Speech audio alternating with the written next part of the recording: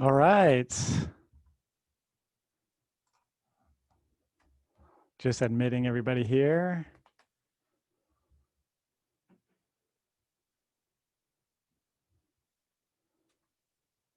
Everybody's so quiet.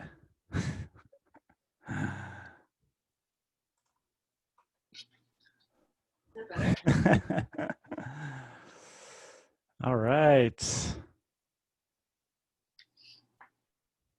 Maybe that's cheap too. Can you hear me? Can you hear me? Yeah. We'll start muted and then we'll open it up at the end. Yeah, no, mute Jason, please. Just kidding, Jason. All right.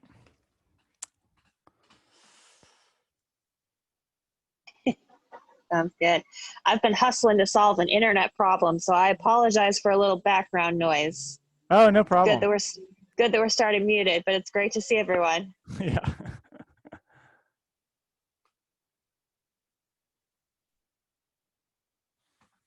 All right, just waiting on Which one's Mama? Donna? Yes. That is my mother. Hello, Donna.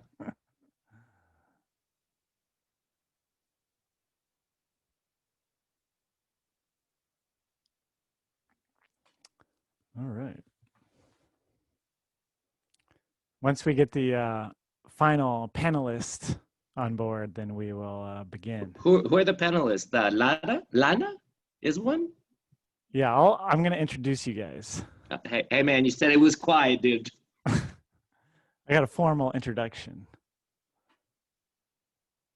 Oh, here we go. All right, well, I think we can officially begin here. So I got a little presentation, if I can get it going here. All right, do you see it? Yes, okay. All right, so thank you everybody for checking out the album and jumping on this futuristic album release party. So let's see what we got next. Oh, what is this? This is original music. This is my music that I wrote, and we got someone coming in, and basically that's the first element. And then, it's got a bunch of different trumpets from a bunch of different places and different time points in history. I'm not playing a lot of like replica instruments here, but I have some pretty old stuff too, which is kind of fun. And it's a duo album. It's me and Nicole. We did the whole thing, except for when there was like trumpet overdubbing. Obviously, I can only play one trumpet at a time, so that was the only time that it's not a duo. But the rest of it can be performed, live with two people. So with that, let's meet Nicole. So Nicole, you can unmute there. Hi everyone, I'm Nicole. I'm Greg's wife, and it was such a treat to work on this album. One being sort of a weird thing, but Greg and I are married, and sometimes it's hard to find time to play together between, Greg's work and mine, his concerts in like the jazz world and mine in the classical. So this was such an amazing opportunity for us to actually work on a project together, although we spend a lot of our professional time, advising each other and in our work. And I think we make a pretty good team, but now we sort of dug deeper from that, not just, artistically, emotionally directing each other into like the work itself. So that was such a treat for me. But I guess sort of from the outside as a pianist, seeing a trumpet player work on the project, Greg got to dig in on so many different trumpets. I feel like this was like a feast for him in terms of like all these different trumpets. I learned a lot about trumpets from this project and the different kinds. And one of my favorites was the conch shell. That is sort of like the mother of all trumpets, and the way that Greg played it and the different sounds that he got out of it. He has some single valve trumpets and some like cow horns, and like, gosh, we have a lot of trumpets now. But it was a journey, not just with those horns, but with all the different thematic content that went into the album and the different concepts and sort of the storytelling aspects in the music. So it was amazing and enjoyable, and we're very thankful to Queen's Council on the Arts for funding it and for everyone's support behind it. I know Greg has a list of people to thank and cool stories behind some of the different trumpets and the inspiration behind some of the different pieces. So I suppose I'll pass it back over to him, but it just was such a fun project to work on, and I really hope that everyone's been enjoying it. All right. Well, yes. So with that said, let's meet this Iron Chef style panel. For those of you who have seen Iron Chef, you know, it's like these people work on these dishes and then they bring it to the three judges, and we got the writer and musician. We have the musician and brass expert.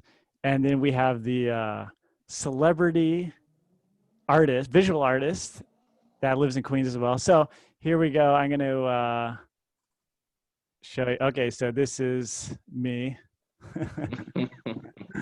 the host. And here we have Lana Norris and Jesus Viramontes. And of course, we have Omar Chacon over here. Greg, are these all shots from Iron Chef? Yes.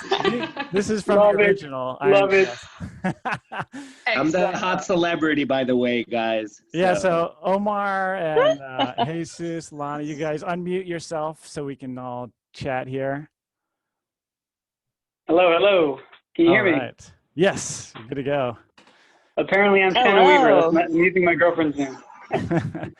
All right, so Jesus, why don't we start with you? I've played a lot of gigs with you, and I always see you at the Josh Landris Brass Shop. You are my favorite technician. There we go. And yes. You always amaze me because we'll be playing, and you're a trombone player, but we play together, and you know more about my horn than I know about my horn. Trumpet is kind of the you know, there's probably more trumpet players in New York than trombone, French horn, and tuba combined. So we do see a lot of trumpets and work on a lot of different kinds of trumpets. So it really, as soon as I saw the liner notes for your album, I kind of jumped on and said, okay, where's it gonna be placed? How's he gonna make this work? It was really interesting to listen to all those different kinds of timbres mixed together, and definitely you know, wasn't expecting a plunger solo with a natural trumpet. So that was that's you know, definitely some brass nerd you know, geekery awesomeness happening. You know, it's good stuff. It's really good stuff. Cool.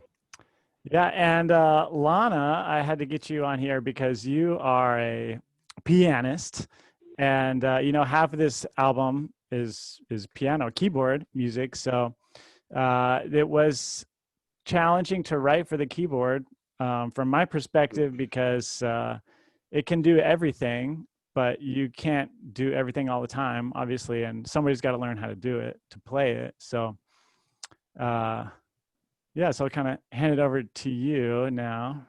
Little introduction. Yeah, well, it's so great to be here, and like I said, hustling to solve an internet thing, so I apologize for some background noise. But I mean, as a keyboardist and a pianist, it was hard not to be jealous because it sounded like it was such fun to play and to put together.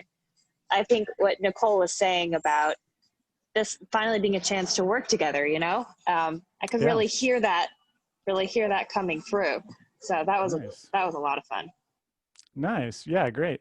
Yeah, it's definitely interesting, and it's good to have some repertoire that we can play together. For those of you who don't know, some people are waiting to get in. This was actually supposed to be a concert. It was funded by the Queen's Council of the Arts to be a concert, and then the virus happened, so we did a recording.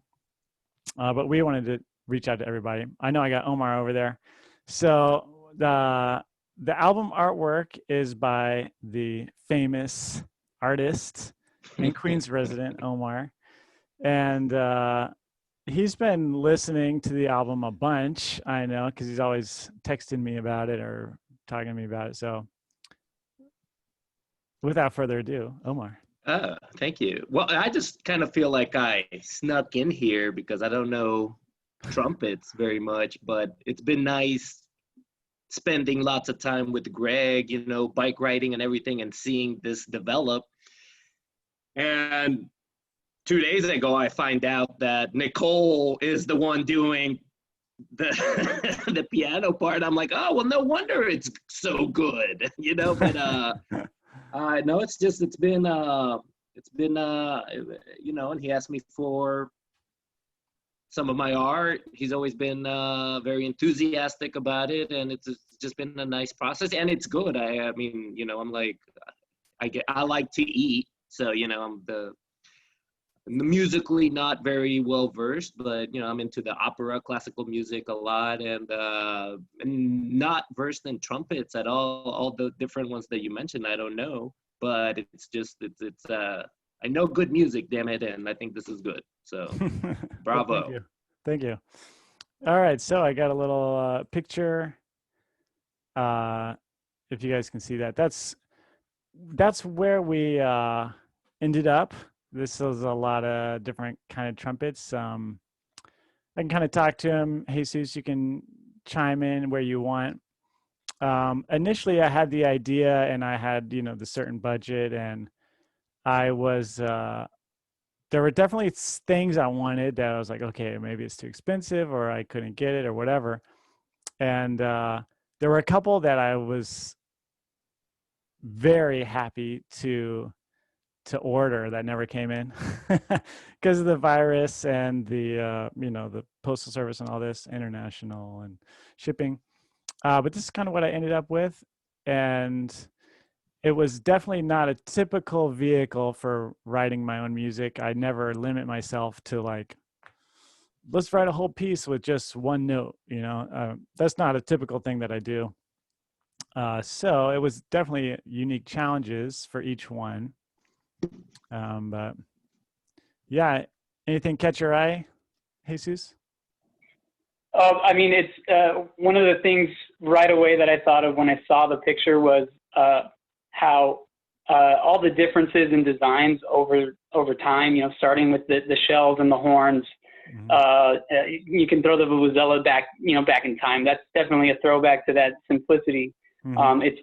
It's really brass instruments are really unique in that they're all really just an amplifier for what's happening in the mouthpiece with the lips, and all the extra loops that happen over time that make it easier to hold or to be able to play different keys and different ranges do change the sound overall. And it's a really cool especially in the last piece in the garden. You can hear the differences, even though they're playing the same note. You can hear that just difference in timbre just because it's bent a little different, or the horn is shaped a little bit faster. It's really cool. Really, really cool. Yeah.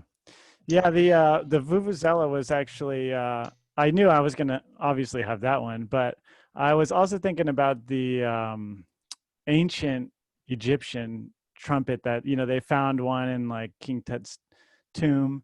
Oh, the vertical is like 10 feet tall, something like that, right? Kind of coming out. Yeah. And they just figured out how that thing sounds for the first time. They found some complete ones in a tomb, and now we know what it sounds like, and it's a freaky sound. Wow. Yeah. Yeah, so That's cool. they had one that was like some smaller ones, and I was like, I should recreate this. Like, I should just make one that's the same dimensions or whatever, just for fun. Why not? And it ended up being pretty much exactly the same as the Vuvuzela, uh, which is, this I never knew about that. And maybe there's a connection through history that we don't know about, or maybe it's just they just both happened separately, which is pretty cool just to think about. Um, yeah. So, Now, why electronics and synth and all okay. of these sparkly fun sounds? I mean, you could have just gone with piano, right? Right. Yeah. No, that's a great question. I kind of wanted to include, I don't know, I don't want to say modern ears, but I wanted to kind of, I didn't want to do like a classical album or a jazz album. I wanted more like younger people to say like, oh, I can kind of connect with these sounds and stuff like that. Um, But it is I mean, classical I can, and a little bit, right? I mean, yeah, synth has been around for a while, so I mean, I think that for me was part of my the what I really love because I love synth, I love classical. yeah. So that was, and it was a good version of it. So that was fun part. Yeah. Greg is totally not someone to be pinned down by like a very specific idea. So like, I'm sure you can speak more to it, Greg, but I remember early on in the composition process, you were like grappling with these ideas of how to both blend genres and to exist outside of them. And, incorporating this like old and new and these like electronic and acoustic elements and trying to get at something that was a little bit different in certain ways, even if it was nostalgic. Yeah. Yeah, I definitely I wanted to combine, everything I know, but I definitely didn't want to just fit into a genre. All the keyboard parts are not quantized, There's none of that. The flowing of the rhythms, we push and pull like a significant amount, and that was important because I didn't want to do a jazz album where the time is, straight ahead. But Greg, I like Hmm. from listening to the album too, though, I felt like the range of emotions too, from like Novus, but there was like very happy pieces and very melancholic piece. Yes, Like there was like yes, such a range, dude, that for me it was like a operatic, like an opera. You go through Oh. every emotion and like this whole album was like that, and it was, I found myself listening, and then it's over. It's like, oh, it was like it just went by. But I thought that the range was really good, man. It wasn't like uh monotonous, because Yeah. it was just boom, variety. Yeah. Omar, I had the same experience and I was amazed. I mean, some of these songs are taking us into space. Some Hmm. of them are Right. rooting us in the garden and in our families, and yet it was a cohesive record. I was tracking through the whole experience, and I thought to create that using trumpet. I mean, let's be honest, the trumpet doesn't have that reputation as Hmm. an instrument, and you pulled this off. I mean, Thanks. Yeah. it was really something. Thank you. Yeah. Yeah, I would say I mean it's easy for me to just, write some trumpet stuff and but to to take all these crazy ideas that I had, like the cow horn and the Morse code thing, it was an idea, but then I had to execute it and make it a part of something else. So it was challenging. It wasn't. It was definitely challenging. So yeah, it's if it came across, then that's great. Yeah. Yeah, The cow horn is the bovine horn. Is that the? yeah, yeah. Uh, That's it. cool. Can we mention just a couple of the origins of the horns? Sure. Yeah. Some of these horns. There's this crazy website called Shop Goodwill, and it's Goodwill online, and you know you can just get them for so cheap. I will say most of these horns are not incredibly expensive horns either. You know, my main horns are in there, and they're, you know, regular price, professional price, but pretty much everything else is pretty low budget kind of stuff. Yeah, so where are they from? Well, some of them were given to us by important people. Yes. So the shells, they're from my mother and mother-in-law, and that was very nice and kind of coincidental. And so I had to write a piece that kind of reflected the moms, and it was kind of nice because, you know, it's the mother of the trumpet, so kind of very coincidental. The single valve bugle, this Italian one, that was just a random gift from somebody, an Italian, and he just wanted me to have that horn, and I was like, wow, this is amazing. And it kind of put me in a different element. You know, normally when I think trumpet, I'm like, okay, well, is it in tune? You know, is it easy to play? Blah, blah, blah. And this one is not that, but it is historical, and it comes from, you know, these Italians riding on horses and playing bugles, and you just have one valve, and you can do a lot with it. Like if you go every other open, close, open, close, open, close, you can play scale. And if you just hold it down, you could play one chord, and you let it go up, you play the other chord. And it's tonic and dominant, for those of you who know. And it's a pretty brilliant idea, you know, for a horn. And so it put me in the space to kind of come up with this idea. And that was just a random gift. Somebody just gave it to me out of the blue. How big is the pocket trumpet? Does it fit in your pocket? I got one in my pocket right now, actually. Oh my God, me too. No, it's about this big. Head for scale. That's misleading. That's misleading. Coat pocket, trench coat pocket. All right, good. You There you saved go. it. Thank you. He's got all the answers. Yeah, it's funny. It's so easy to see how the design changed, and a lot of it was because, like Greg said, they're riding on horseback. So it's kind of hard to play a vuvuzela, but if you wrap it on itself a couple of times and turn it into a bugle, you can keep it on, you know, right here. It's ready to go. Yeah. And just keep adding valves to it. It's crazy, the evolution. Yeah, and the trombone, I just threw that in there, but it's a very. Well, you got to throw one real instrument in, right? It surprised me looking it up that it's extremely old. It's way older than I thought. I think it's like Renaissance era or something. First brass instrument to be able to play every note in the chromatic scale. Yeah, because of the slide. Yeah. Yeah. So amazing invention forward, and where is it at? This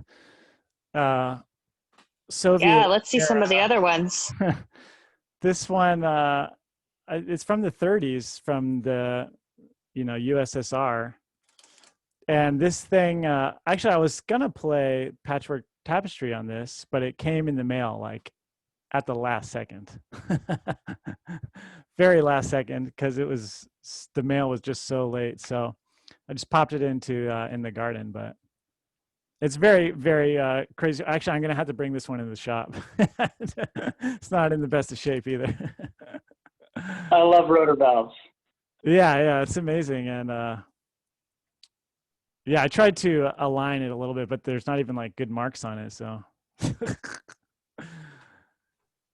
gotta love it. Gotta love the old stuff. So much personality. Right. There's like little engravings here, and or the brace, not engravings, the braces. So yeah, so we could talk more about trumpets. I also want to open it up for everybody else to chime in. I actually want to ask Lana a question. Okay, perfect. Just, as a fellow pianist, when you get asked to play with a trumpet player, I'm, just curious to get another pianist perspective. Like, what are the thoughts that come into your mind? What are you sort of preset in your approach to the music? even before you see it? Oh, that's a great question. Well, I'm not thinking that this is going to be a galactic co-collaboration. I'm usually already tracking backwards in history. And I'm thinking, this, for my audience, I'm going to have to do a lot of interpreting for how this piece would have been relevant or popular in its day. I'm not thinking, oh, there's going to be samples of other forms of media. I even felt like you were elevating perhaps other genres like video game music that we might write off as beneath us, maybe not up to the classical jazz experience. And you're sampling that and remixing that with the form and bringing it. So there were these connection points that I would not normally approach a collaboration with a trumpeter. Yeah. Yeah. I was gonna kind of talk about the tracks a little bit, so we can kind of get into that. But yeah, the video game music, I had this idea of, it kind of sounds like a basso continuo. So I was like, well, that's very classical. So now I got to, make some sort of jazz out of it. And then I always thought it would be really funny if there was a jazz group that only played Baroque instruments, which, I don't think that's ever going to work. But it was an idea, so I kind of combined those, and then, I was like, yeah, let's put a plunger on the natural trumpet because I'm not supposed to do that. So yeah, and that's how I came up with that. That one, Babel. That was one of my favorite ones to record, actually. Like, I don't know, maybe just having that like video game reminiscent sound and like having that under my fingertips, I just like, there's a little bit of nostalgia, and hearing the sounds that you got from that natural trumpet with the plunger and just like the juxtaposition of those two sounds was just amazing. But I just kind of loved like getting those video game sounds. I just wanted to like, I don't know, hang out in that sound world all day. Oh my gosh, I am serious. I was a little bit jealous. It just sounds like such fun repertoire to be creating and playing. Yeah. Yeah. Are you talking about a specific track that was which one? Yeah, that was the second track, Babel. Babel? Oh, okay. I'm just reading this for the first time. Sorry. And Stream, the first track, initially I was going to have the Spanish corneta. It's like small bugle with the rotary valve. It's a single valve. And it's an amazing sound. Those horns are, I was really excited about that. And then I was going to put a drone underneath it of this like Buddhist trumpet. And but those didn't come in the mail, so so I did this one. And I kind of wanted to add some sort of percussive effect, but not stray from the trumpet world, especially on this track because it's only trumpet. And I did that, and then I felt like I was missing air, which is, the medium of playing trumpet. So I just put some air in there, and that was a single idea, just nothing complex, just one idea for that. Yeah, Omar, I know you were talking a lot about S'mores code. Well, yeah, I mean, it's listening to the whole album, and then, it'd be like, Greg, everything's great. I don't know about S'mores code. And then, so I made it a point to like listen to S'mores code over and over. And then it started like growing on me. And then just talking with Greg, it's a pretty complex piece, actually. And at first, it seemed a little bit like a one-liner.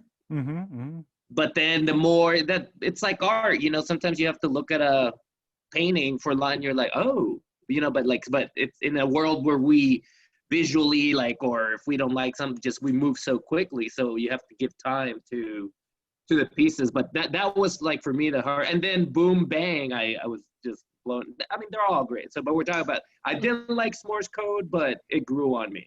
And could you talk about Yeah, I would. That one was pretty technical. That one, a lot of practice time went into that one. Actually, Greg, can we pull up a little bit of that one? Oh, sure. Yeah. Let's see if it works. He first handed me the score, and my eyes got kind of wide, like, oh man, I got a lot of practice to do with this one. But you know what? He asked me whoops. like, what stood out for you? Was it the blah, the rhythm, or the keyboard? And I was like, the keyboard. That was you, Nicole. That was me. Like for that piece. Yeah, this piece is it's very busy, a very busy piece, and it's got the Morse code in the horn, which is your ears kind of almost start to tune it out because it's just so repetitive on that one note, and it's hopefully it's real Morse code. I don't. I worked it all out so it would be that somebody could discern it, but I know most people wouldn't, so I put the letters in there, and it makes it a little more chaotic. Yeah, I'll just listen to a little bit of that.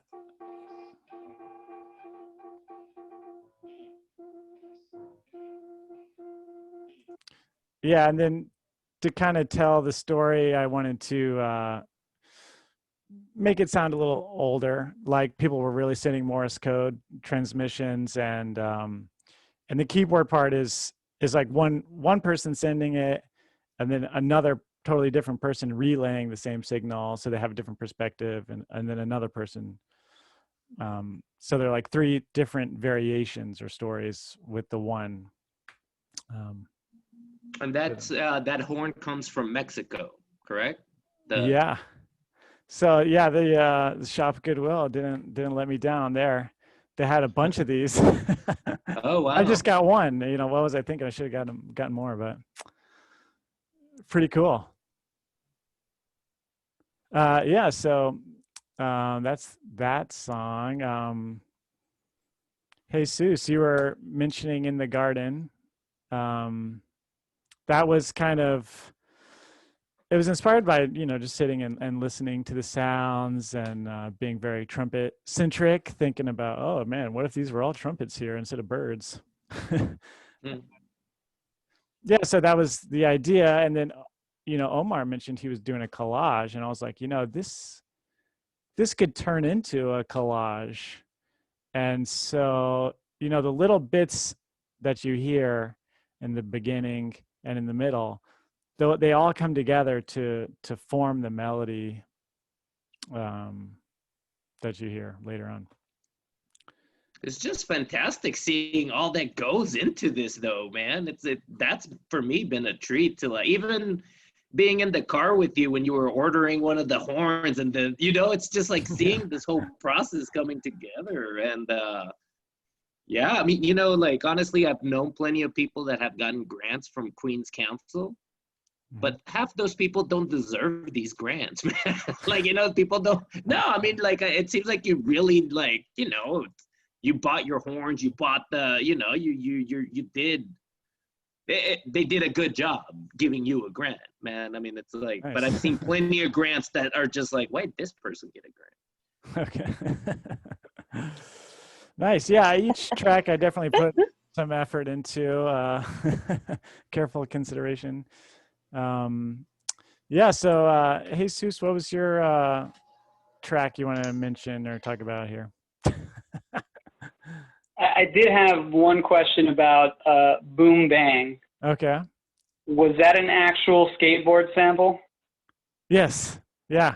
That's a skateboard. Okay. Yeah. I was doing creative math in my head, going, how did he make the trumpet sound like a skateboard? But no. Okay.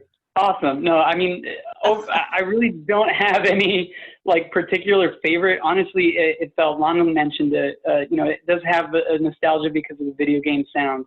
But I as I went through listening to it, I kind of sat down just in one sitting and kind of listened to the whole thing. And it's a crazy kind of crossroads with the evolution of the trumpets that you use, starting with the simplest and kind of going more complex, more modern, and the setting of that kind of transition with the video game sounds, where that aesthetic developed because the technology was limited they couldn't, the programmers couldn't program a full symphony score for the video game, even if they wanted to. So they created these sounds to do that. So it's kind of a roundabout going around to finding a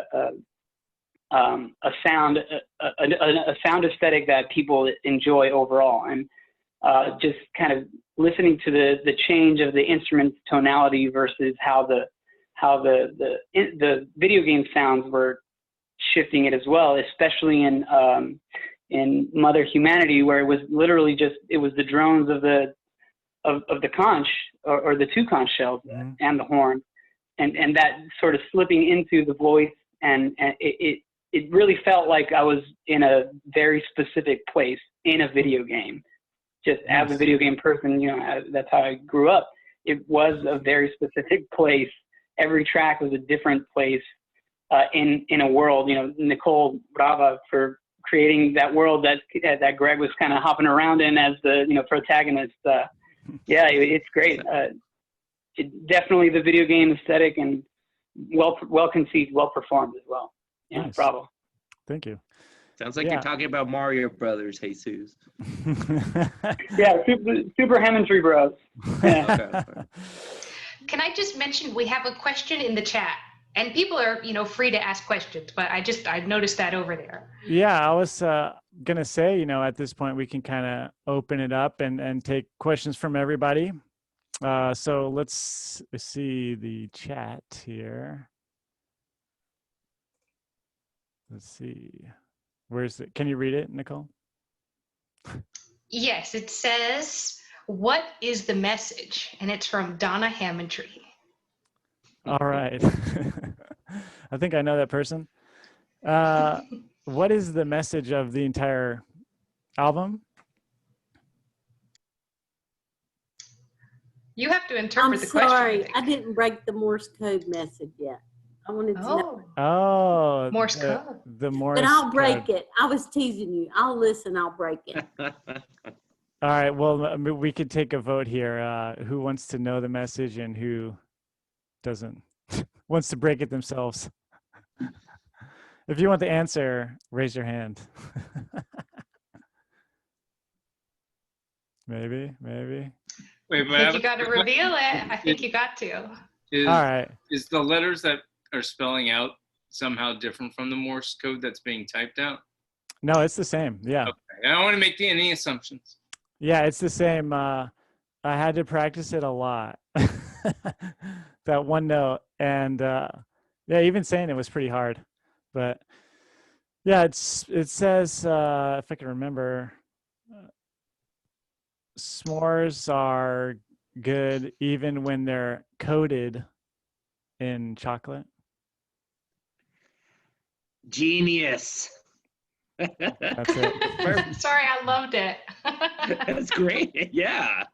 Yeah. So it's something like that. You can maybe I got a word off or something, but if you know Morse code, then you can figure it out. Greg, how'd you come up with all the names of your songs? Yeah, that's a good question. Some of them I kind of knew, like s'mores code, but other ones I didn't know, and I titled them other stuff, and then I kind of working with the composition, I was like, nah, it's kind of the name is probably this or that. And then even at the very end on the master files, I was kind of like, is this really the name? But a lot of them have, yeah, like for instance, stream is kind of like stream of consciousness. Babel is kind of this,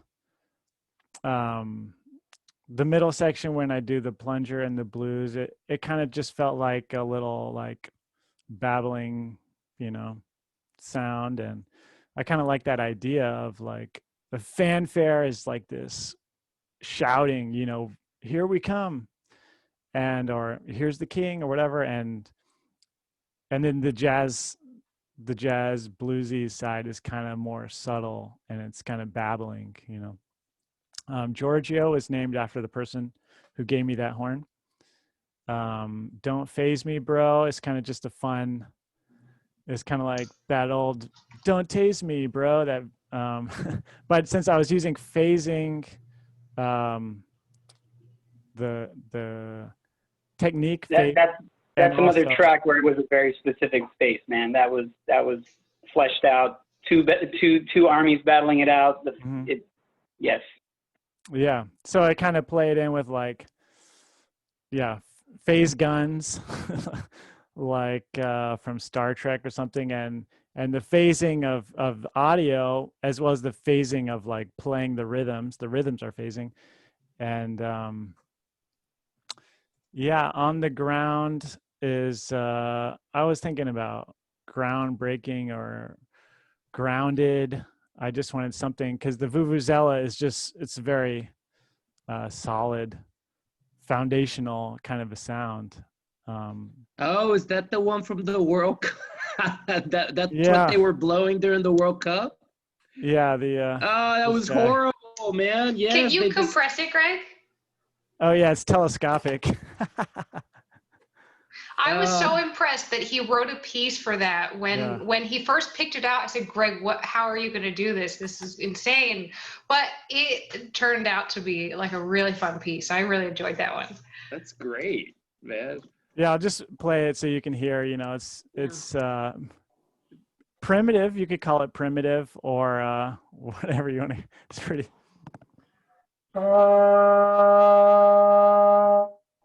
And so it's simple, but you can actually get two tones out of it or three tones. And I tried to make it more dignified. You did. Yeah. Um, boom Omar, bang. can you talk Yeah. about the your paint dot and how it relates to the horns? Mm. Oh, damn. I mean, I don't know. I just kind of like Greg saw some of my work and he was like, "Oh, maybe do one with the yellows." And then I was just thinking, whatever the I don't know the instruments very well, but I will say that conceptually it's it all came together because my work is all about culture, uniting, weaving cultures together through paint and the old world with the new world to create the mestizaje of the Americas. So when I was talking with you, I was like, oh my God, dude, this is perfect, man. So and then I think it was you who was like, oh, it looks like it just came and I've never The given. trumpet bell. Yeah, Like exactly. It just worked out, and it's not for something like because we're friends. I'm like, I never do, like for the cover or whatever. But Greg was like, oh, something. So boom, and then I hear that he was inspired by the collage for In the Garden. I'm like, this is wonderful. This is just Mhm. that's how art is created. It just came together. Yeah. So I will say, after listening to the album, the cover made sense to me. Oh, okay, nice. I have to say, a good, what's the word I'm looking for? They go very well together. yeah, it's nice and Complement one another for sure. Yeah. Is there another question out there in the ethers? come on, Jason. Come on. No, listen, I'm so stunned by the whole album. Having listened, when I listened to it the first time, I just kind of threw it on. It was just kind of there in the background. I don't know if you ever had a moment when you're mindlessly doing something, but you're doing another thing, and all of a sudden you're like, you taste something, you're like, damn, that was good. Like you were just kind of doing something else, then all of a sudden you're like, whoa, wait, hold up, I need to pause and give my attention. And when I listened to the album the next time, I think, Omar, you hit on that point where it's kind of like, all right, there's a lot of things going on differently, stylistically, tonally, and it takes a minute and you're like, but wait, there's a narrative thread. It's coming together, and it does end up sounding like this story, but it's so crazy because it's like, oh, wait, you know what it is? It's a story of a dream because it's all, thematically it's different from from song to song. Stylistically, it seems like you're going through different time periods. And I think the album cover kind of ties into that. Because to me, I look at that font and that color scheme, and that's like 70s style futuristic. So it's the same thing, right? It's like a throwback to the 70s, but we're still considering the future. Mhm. And I feel like all those things just blended together. And I was telling Greg, I was like, my only way to describe it is just unexpectedly dope. And you know, my question had been about s'mores, so I got answered. But that's my sixth sense. I will say I would like to listen to it again while looking at the descriptions of each song. I didn't. Yeah, the liner notes. We didn't get to read exactly. those. Yeah. So, Absolutely. I never heard the skateboard, Jesus. Like, I didn't want to say anything, but thank you, Gianna, for saying that because that'll be and experience. that Boom Boom Bang was like my favorite one, but I didn't get like I'm seeing the conch. There was a conch in there, like There's a lot of South Easter America. eggs. There's a lot of Easter eggs to go back and go find. Exactly. Well, one of the things Greg talked about a lot when he was first writing the music is he wanted to take some of the horns out of the context that they're normally in. So to make them sound like something else, or to put them in a totally different context, or, you know, sometimes to make you think like something else is happening. Like hearing people talk about like, oh, I didn't realize like that sample was there. I thought maybe that was another one of the horns. Or, I mean, I feel like this all really played into his like intentions of giving something a new perspective and masking something and, you know, projecting it differently. Yeah, definitely. It's kind of cool to see, I mean, just to talk about all these things and see all these ideas come together. I mean, it was stuff that I was purposeful with, but you know, you forget what you do is when it's so much work. And I have a question, Greg. Yeah. So, I mean, like, I'm hoping that this is not just a one-time thing just because you got a grant from, no, because I mean, there's something very like good and to explore. I mean, I hope that you keep going and that Nicole, you know, it doesn't have to be as intense as this, but it's definitely, you're hitting into something that, you know, that is worthy of more. So, cool. Yeah. Thanks. So, Yeah, so I have a question too, because Okay. I think your intention and your planning behind this is so clear, and there's this musicological catalog, right, where you're going through history, you're going like an inventory of instruments, Mm-hmm. but then it feels so spontaneous and cohesive, like we've talked about. So what was something in the process? Take us to a moment where you were surprised or something evolved and captured your imagination while you're doing the work. Yeah, that's a good question. I would say some of the pieces just happened really fast. I wrote it just really fast, and they just fell into place. I mean, of course, I went back and tinkered with things, and I was a little too scared to just do something really, really fast. But the first piece, it was supposed to be an improvisation, and that's what it was. I didn't write it down. I just played it, and the whole thing, set up the microphones and everything, and record the thing was like less than an hour. I just did it like because I wanted it to be like stream of consciousness, you know, just and whatever happens, happen improvisation, you know. But it's not like a jazz improvisation, obviously. But yeah, some of them. So that was surprising for me how they came. Some of them didn't come together so easily. But then it kind of helped me to round out other aspects and connect different things because I was spending a lot more time on them.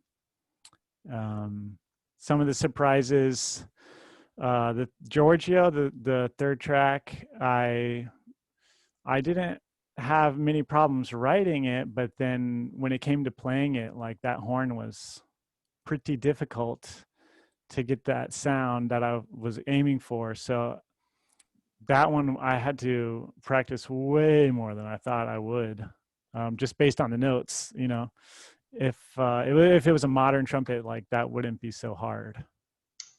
I feel like that one was practically a trumpet etude, right? I mean, especially on that trumpet.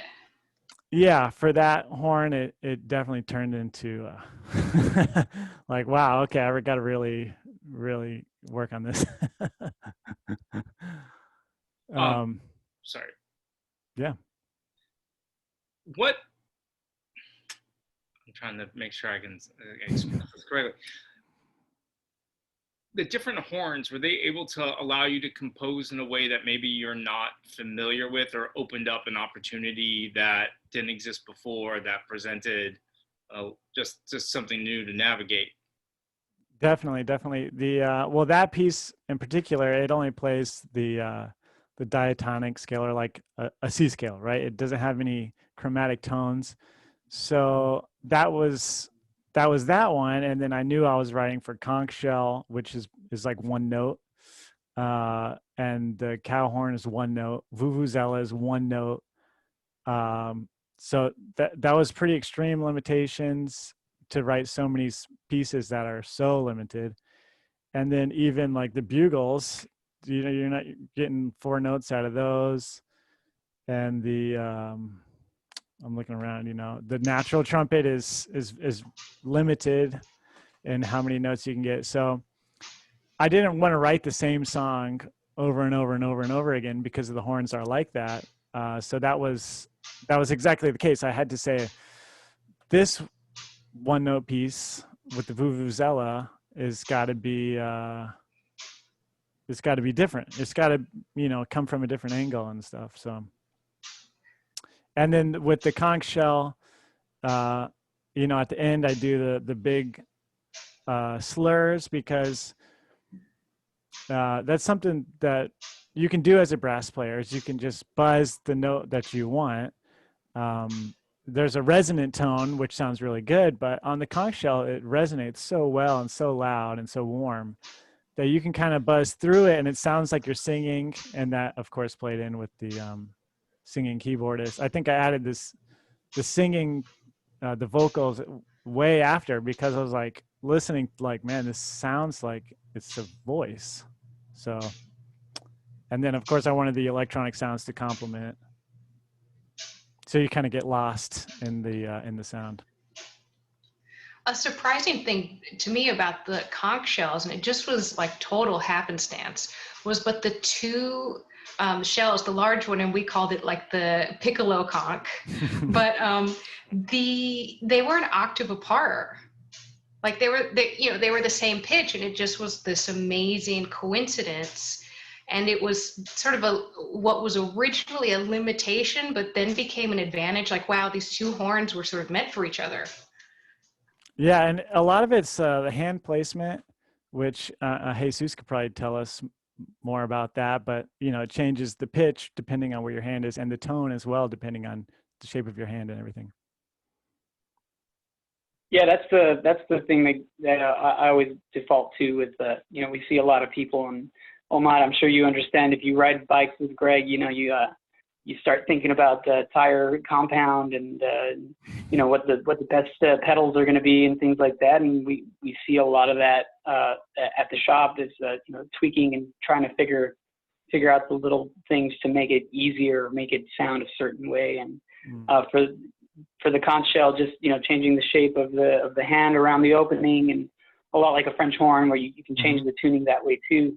It always comes back to that idea that it's an amplifier for your lips, for your body, and you can most definitely just kind of muscle something if you really want to work and try. You can do that, and that that again, it comes to finding a sound. You're looking for a very particular aesthetic, and over the years you figure things out here and there, and extended techniques and whatnot. And yeah, you get to a place where you're making new sounds that you didn't expect, and can create a whole aesthetic out of that too. It's really interesting. Yeah. Yeah. So, are there any other questions out there?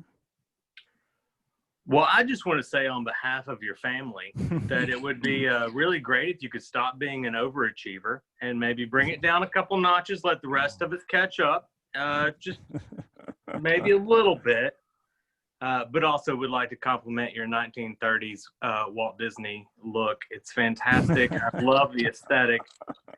I'm just here to throw a wrench in your plans, man. Where's the Love mute you, bro. button? Where's the mute? All right, good to see my cousin Mitchell. That's how he always says hello. I like this guy. I will just add this one little thing. It'll be a lot of fun listening to the album again after learning all that stuff about all these various trumpets, and especially the ones that just have one note. Yeah. So, I look forward to our salons when this whole pandemic's over again to be Yeah. able to ask questions and request songs and yeah. Greg, are the liner notes available on the Bandcamp page? Oh, why? Yes, they are.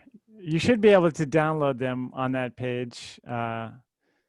If not, then I can just send them to you by email. And when the physical CDs come in, they're going to be printed there. But we get to keep, we can listen to this. This is always, right? Unless you shut. Yeah, so that's. I just put a the good link point. in the chat. So I just wanted to quickly, mention why I chose to use Bandcamp and not Spotify, iTunes, and all that stuff.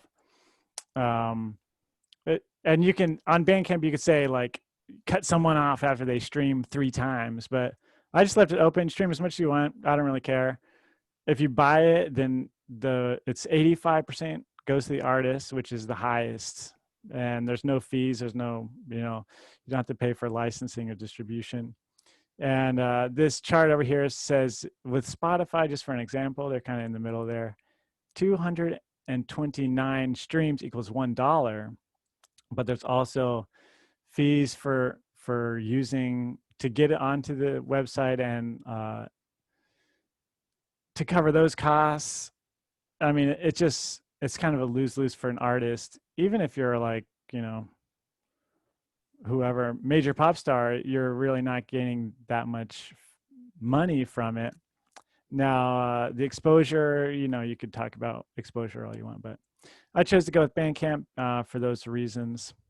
And hopefully it'll be more popular and it can kind of shift the viewers, the listeners, So we just refer people to that website. Like, hey, check out this. Okay. Yeah, and there's some big artists, great artists, and a lot of just independent people like me that just threw it up there. Greg, I love that you brought this up, and I would add too that Bandcamp has specific days, Bandcamp Fridays, where they donate more proceeds to different causes. So certainly in light of different social events, or even just to put even more money towards projects that people care about. So there's a lot of good on this platform. Thanks for sharing it. Yeah, and they were really great to get it working, and they do like a Friday where they do 100% to the artist on, like, I guess once a month or something. That's amazing. The more popular it gets, the better for everyone, really. So there's that. Awesome. Any other questions? I'd like to hear more from Mitch and what he. Yeah, I want to know what's that painting behind Mitch. There's some feud. Yeah, no, that's Lemmy for sure. Speaking of exposure, have you considered OnlyFans as an outlet for this? Maybe not. I've never heard of that. I'm gonna show myself out now. No, I would want to hear, what is that? Also, when can we get the vinyl? The vinyl was my top priority, but somehow it got knocked down to never happening. Yeah, I hear it. The jewel case, though, the throwback jewel case is coming. Yeah. October, I like right? I like it. Yeah. Greg, is it October? Yeah, I think so. Okay. Something like that. You never know with the postal service nowadays, but that's what I learned. Omar, do you do any animation? Nah, man. Me and Nicole have been talking about collaborating. Shit. No, I don't. I Gotcha. don't. But not. I mean, Omar, I'm not can I good try to with show your work computers, man. here? I don't know if I can really get it all in the shot, Yeah. but can I get it up there? That's one of Omar's Beautiful. paintings. A bunch of Right dots. there, guys. Yeah, I'm very proud to have the album cover be the singular dot. Specifically made for Greg. Yeah. It works on so many levels, man. It's perfect. I love it. Oh, this Yeah. was cool, man. Good job, guys. Really, Greg, Nicole. This was very enjoyable, and I think it's just everybody enjoyed it, dude. You guys did a good job, man. Great. Yeah, thanks so much. And yeah, thanks everybody for coming out. This is a big part of grant funding is, interacting with the community. And obviously, with coronavirus, that made it hard. But yeah, this is important. And I just want to say, like, the whole grant funding is important as well because, I could have made this thing during COVID and nobody would have heard it. I would have had fun making it and I would learn something and that would have been it. But it probably wouldn't have been released if there was no funding for it. So it's very cool. It's getting art out in the world. Which we need right now more than ever. Absolutely, man. Cool. Any final questions there before we sign off? I just want to say thank you for everyone for coming. It's been such a blast.